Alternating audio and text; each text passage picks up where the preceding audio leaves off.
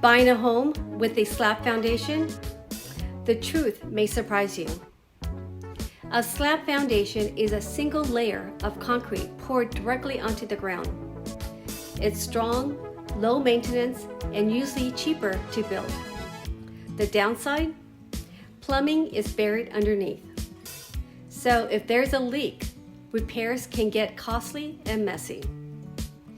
We had a slab leak in our own home, and the fix meant rerouting pipes above ground through the garage. Costly and a little stressful. Slab homes are also closer to the ground, which can mean less insulation. So slabs are durable and affordable, but repairs can be tricky and costly. Follow me for more real estate insights.